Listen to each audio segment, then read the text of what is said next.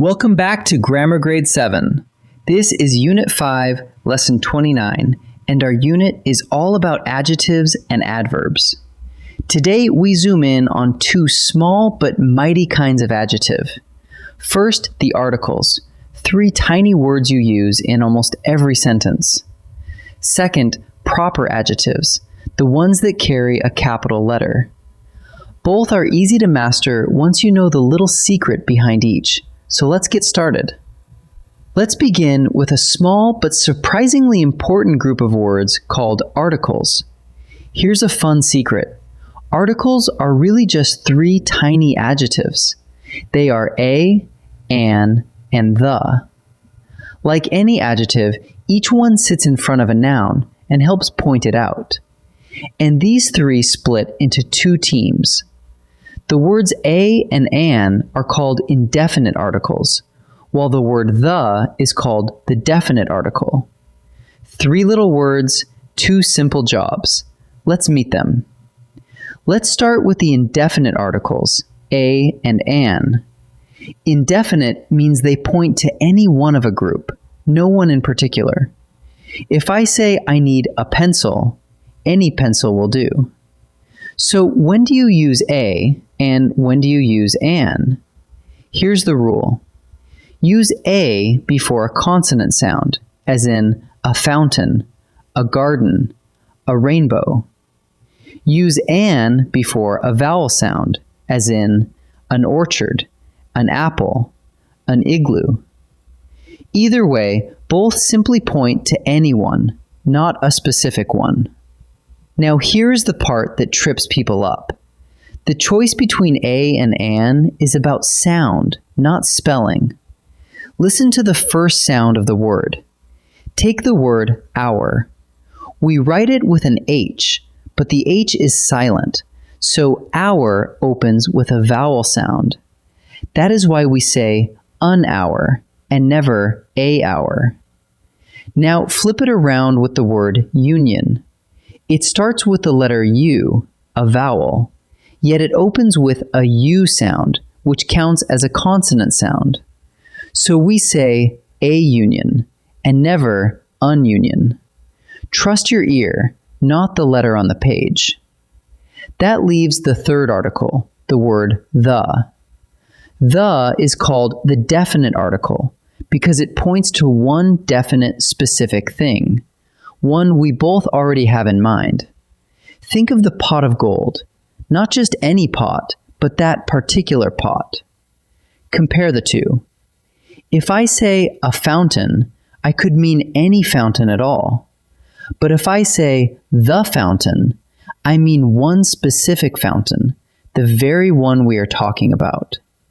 So a and an keep it general, while the makes it specific. Now let's shift to something with a capital letter of its own, the proper adjective. A proper adjective is an adjective built from a proper noun, and like the proper noun it came from, it always begins with a capital letter. Listen to a few. Irish dancing, Italian cooking, the Chinese lantern. Each one describes a noun, and each one proudly keeps its capital letter. So the rule is beautifully simple. A proper adjective always starts with a capital letter, no matter where it sits in the sentence. Here's the magic of it. Watch a proper noun transform into a proper adjective. Start with the proper noun Japan, the name of a country.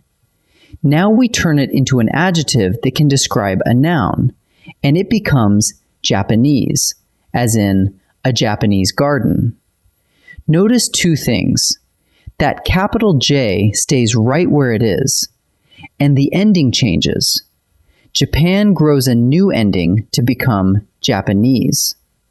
The proper noun becomes a proper adjective, and the capital letter comes right along for the ride. Proper adjectives come with a handful of common endings, and it helps to recognize them. One ending is AN, as in Mexico becoming Mexican. Another is IAN, as in Canada becoming Canadian.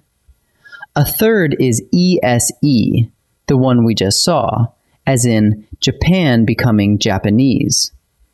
And a fourth is ISH, as in Spain becoming Spanish. The endings shift from word to word, but one thing never changes. The capital letter always stays. Whatever the ending, a proper adjective is always capitalized. Let's pull it all together into a quick mental checklist. First, for a or an, ignore the spelling and listen to the sound. A before a consonant sound, and before a vowel sound. Second, reach for the when you mean one specific thing. And third, if an adjective comes from a proper noun, give it a capital letter. Sound decides between a and an a capital letter marks every proper adjective. Let's practice all of this together. Time to practice.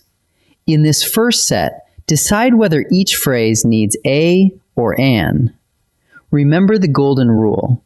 Listen to the very first sound of the word, not the letter it starts with. Pause the video and choose before I reveal the answer. An honest answer. The word honest begins with the letter H, but that H is silent, so honest actually opens with a vowel sound. A vowel sound calls for an, so the answer is an. A useful tool. The word useful begins with U, which is usually a vowel, but here it opens with a U sound, and that counts as a consonant sound. A consonant sound calls for a, so the answer is A. An empty stage. The word empty begins with a clear vowel sound, the short E sound you can hear right away. A vowel sound calls for an, so the answer is an. In this final set, we'll mix everything together, both articles and proper adjectives. Read each one carefully and choose the best answer. Pause and decide before I reveal it. A Mexican festival, formed from the proper noun Mexico. Because Mexican is a proper adjective, it must begin with a capital letter, so the answer is Mexican with a capital M. I finally found the key I had lost. This is not just any key, it is one specific key, the very one that went missing. When we mean one particular thing, we reach for the definite article, the, so the answer is the key. Delicious Italian cooking, formed from the proper noun Italy. Italian describes the cooking and comes from a proper noun, so it must be capitalized. So the answer is Italian with a capital I. Let's gather up everything we learned. Articles are three small adjectives. A and an are indefinite. They point to any one of a group. The is definite. It points to one specific thing. The choice between a and an is all about sound, not spelling. Use a before a consonant sound and an before a vowel sound. And a proper adjective is formed from a proper noun, so it always begins with a capital letter, from Irish dancing to Japanese gardens. Keep listening for the sound, and keep an eye out for that capital letter. Wonderful work today, and I'll see you in the next lesson.